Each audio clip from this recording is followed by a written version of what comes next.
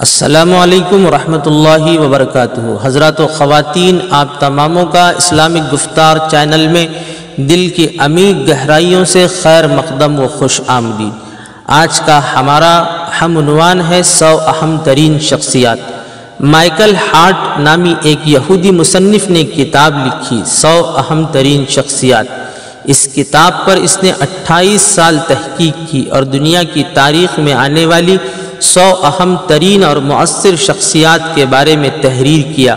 یہودی ہونے کے باوجود اس نے ہمارے پیارے نبی صلی اللہ علیہ وسلم کا نام ان اہم ترین شخصیات میں سر فہرست رکھا۔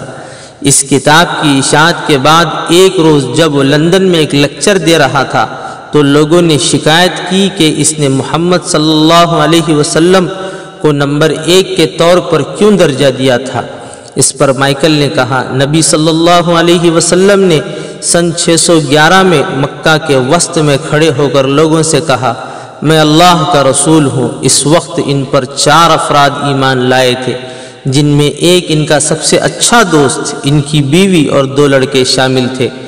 آج 1400 سال بعد مسلمانوں کی تعداد 1.5 ارب سے زائد ہو چکی ہے، اور یہ سلسلہ یہاں رکا نہیں بلکہ اس میں روز بروز اضافہ ہو رہا ہے، جس سے ثابت ہوتا ہے کہ وہ جھوٹے نہیں تھے، کیونکہ جھوٹ 1400 سال تک نہیں چلتا، نہ ہی کوئی 1.5 ارب لوگوں کو بیوقوف بنا سکتا ہے۔ غور کرنے کی ایک اور بات ہے یہ کہ یہ اربوں مسلمان اپنے نبی صلی اللہ علیہ وسلم کی حرمت پر اپنی جان قربان کرنے کو تیار ہیں، یعنی تمام مسلمان ان کی شان میں گستاخی کرنے والے کو مرنے مارنے کے لیے ہر وقت تیار ہیں۔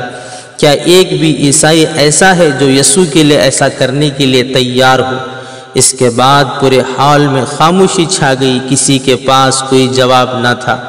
کی محمد سے وفا تو نے تو ہم تیرے ہیں، کی محمد سے وفا تو نے تو ہم تیرے ہیں، یہ جہاں چیز کیا لوح و قلم تیرے ہیں۔ عزیز دوستو، آپ تماموں سے درخواست ہے کہ آپ نے ابھی تک ہمارے یوٹیوب چینل اسلامک گفتار کو سبسکرائب نہیں کیا ہے تو ضرور سبسکرائب کریں، اور اس ویڈیو کو لوگوں تک زیادہ سے زیادہ شیئر کریں اور اپنی رائے کمنٹ باکس میں لکھیں۔ جزاک اللہ خیر۔